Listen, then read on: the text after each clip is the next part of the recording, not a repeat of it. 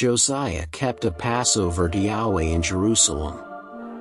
They killed the Passover on the 14th day of the first month. He set the priests in their offices and encouraged them in the service of Yahweh's house. He said to the Levites who taught all Israel, who were holy to Yahweh, "Put the holy ark in the house which Solomon the son of David king of Israel built. It will no longer be a burden on your shoulders. Now serve Yahweh your God and his people Israel. Prepare yourselves after the houses of your fathers by your divisions, according to the writing of David king of Israel, and according to the writing of Solomon his son.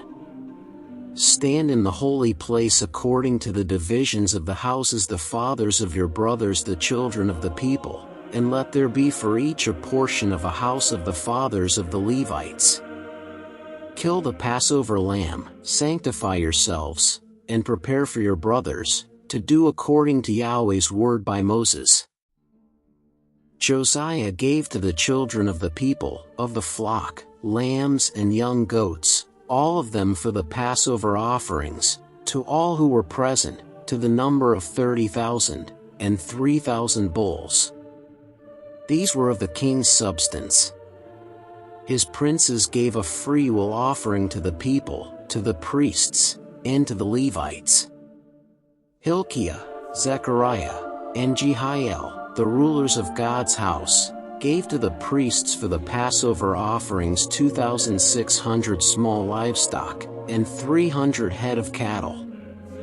Conaniah also, and Shemaiah and Nethanel, his brothers, and Hashabiah, Jeiel, and Josabad, the chiefs of the Levites, gave to the Levites for the Passover offerings 5,000 small livestock and 500 head of cattle. So the service was prepared, and the priests stood in their place, and the Levites by their divisions, according to the king's commandment. They killed the Passover lambs, and the priests sprinkled the blood which they received from their hands, and the Levites skinned them. They removed the burnt offerings, that they might give them according to the divisions of the fathers' houses of the children of the people, to offer to Yahweh, as it is written in the book of Moses. They did the same with the cattle. They roasted the Passover with fire according to the ordinance. They boiled the holy offerings in pots, in cauldrons, and in pans, and carried them quickly to all the children of the people. Afterward they prepared for themselves and for the priests, because the priests the sons of Aaron were busy with offering the burnt offerings and the fat until night.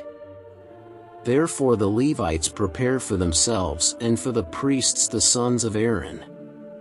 The singers, the sons of Asaph, were in their place, according to the commandment of David, Asaph, Heman, and Jeduthun the king's seer, and the gatekeepers were at every gate. They didn't need to depart from their service, because their brothers the Levites prepared for them. So all the service of Yahweh was prepared the same day, to keep the Passover, and to offer burnt offerings on Yahweh's altar, according to the commandment of King Josiah. The children of Israel who were present kept the Passover at that time, and the feast of unleavened bread 7 days. There was no Passover like that kept in Israel from the days of Samuel the prophet, nor did any of the kings of Israel keep such a Passover as Josiah kept, with the priests, the Levites, and all Judah and Israel who were present, and the inhabitants of Jerusalem. This Passover was kept in the 18th year of the reign of Josiah. After all this, when Josiah had prepared the temple, Necho king of Egypt went up to fight against Carchemish by the Euphrates, and Josiah went out against him. 21 But he sent ambassadors to him, saying, "What have I to do with you, you king of Judah? I come not against you today, but against the house with which I have war. God has commanded me to make haste. Beware that it is God who is with me, that he not destroy you." Nevertheless Josiah would not turn his face from him, but disguised himself, that he might fight with him, and didn't listen to the words of Necho from the mouth of God, and came to fight in the valley of Megiddo. The archers shot at King Josiah, and the king said to his servants, "Take me away, because I am seriously wounded."